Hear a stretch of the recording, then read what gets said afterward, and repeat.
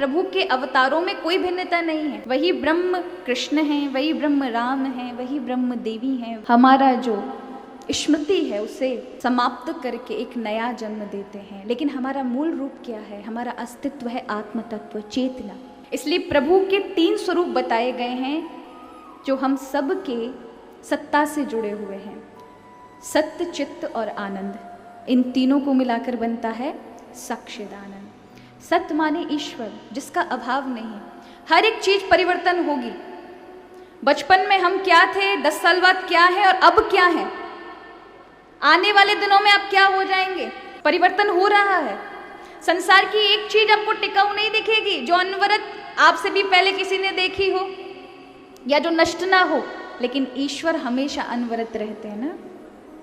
उनके अस्तित्व को कोई माने या ना माने, कई बार लोग कहते हैं हम ईश्वर को नहीं मानते, तो क्या उनके नाम मानने से उसकी सत्ता का परिवर्तित हो जाएगा?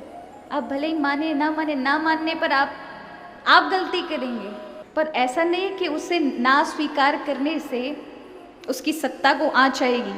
इसलिए कहा भैया अगर ईश्वर को मान लेते हैं तो ज़्यादा जद्दोजहद नहीं करनी पड़ती, उस सत्ता को स्वीकार कर लेते हैं, नहीं तो एक दिन तो करनी पड़ती है महाराज। आखिरकार नास्तिक को भी शांति आखिरकार ढूंढनी पड़ती है, उसे भी शांति चाहिए होती है।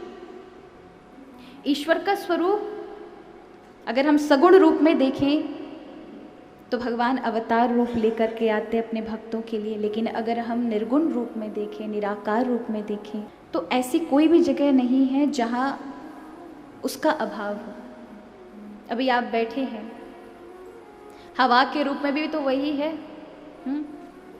लेकिन जब धरातल पे आते हैं, सगुण रूप में आते हैं, तो भले ही सबके लिए धर्म अलग हो जाए कि ये इस धर्म का है, ये इस धर्म का है, या हम राम जी वाले हैं, ये कन्हैया जी वाले हैं, देवी जी वाले हैं, हनुमान जी वाले, लेकिन देखा जाए तो वही एक परम सत्ता अनेक अनेक रूप में विभक्त है, अलग अलग रूपों में विराजमान है। जिस प्रकार से किसान अन्न बोए तो अन्न बोने के समय वो उत्पादक होता है, और जब वो उसको पालन पोषण करे तो उसका पालक होता है, और जब वो खेती पूरी हो जाती, सूख जाती, तो उसको वही काट लाता है जिसने बोया था। तो उस व्यक्ति में कोई भिन्नता नहीं है। उसी प्रकार परमात्माओं के, प्रभु के अवतारों में कोई भिन्नता नहीं है। वही ब्रह्म कृष्ण हैं, वही ब्रह्म राम हैं, वही ब्रह्म देवी हैं, वही ब्रह्म। इसलिए भक्त कहते हैं कि भैया द्वेष किससे करें, भाई ऐसा छोटा बड़ा किसको कहें कि ये छोटे हैं हमारे वाले बड़े हैं, कि जब प्रभु से अलग है ही कुछ नहीं। सर्वम खलु इदम ब्रह्म, सब जगह प्रभु समाये, तो किससे हम द्वेष करें। तो यहाँ सत्य चित्त आनंद स्वरूप है। सत्य माने जिसका कोई अभाव नहीं, जो कभी मिटता ना हो। चित्त माने ज्ञान,